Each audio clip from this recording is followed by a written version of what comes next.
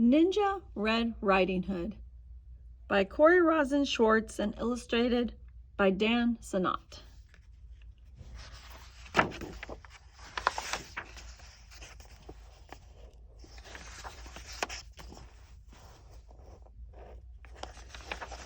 Ninja Red Riding Hood.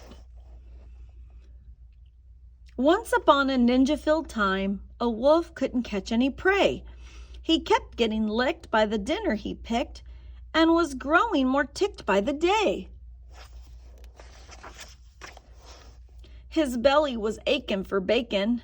"I'm wasting away," he complained.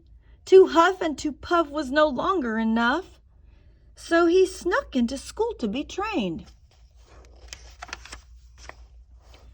He practiced his katas for hours and mastered the whirlwind and wheel. He jackknifed and flipped as he at last felt equipped to once again catch a good meal. Drooling with anticipation, he set off in search of some meat. While deep in the wood, he met Riding Hood. "I'm bringing my grandma a treat." The wolf licked his chops when he saw her and hastily thought up a plan. "There are blossoms that way you can pick a bouquet to give to your little old gran." Then the wolf took a shortcut to Grandma's, where he thought that he'd find her in bed.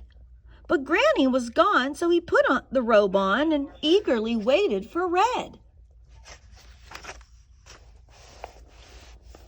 Soon after he heard someone knocking. He called out, "My dear, come on in." "Oh, don't you look good in your lovely red hood?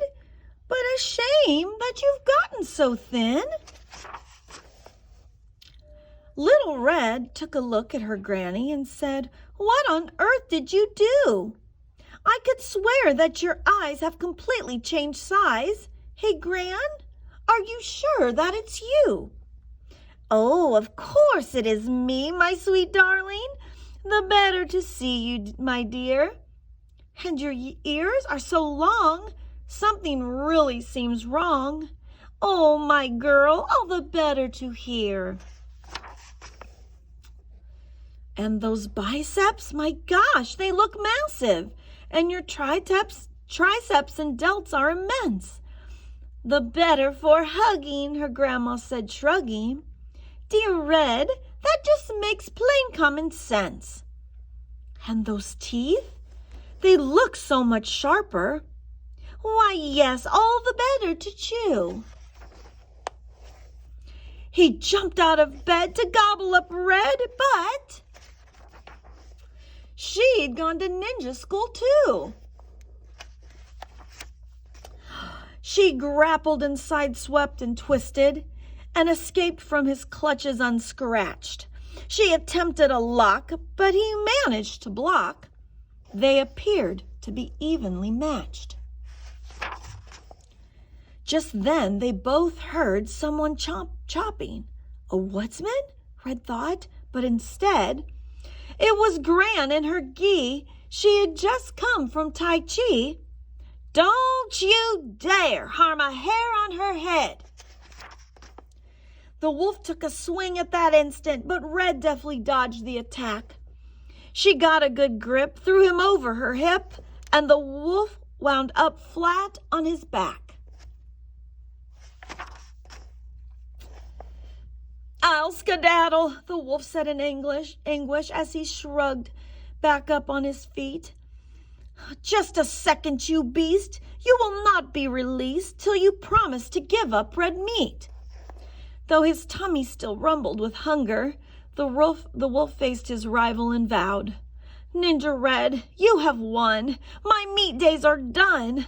"Oh, Red Chan," said Gran, "I am so proud." Then Red and the wolf bowed politely, and Gran gave him half her peach pie. The wolf was a mess. He'd had way too much stress. "Well, I guess I'll give yoga a try." He enrolled at the Downward Dog Center, where his tension began to decrease. He studied with yogis, said no to meat hoagies, and felt at last truly at peace.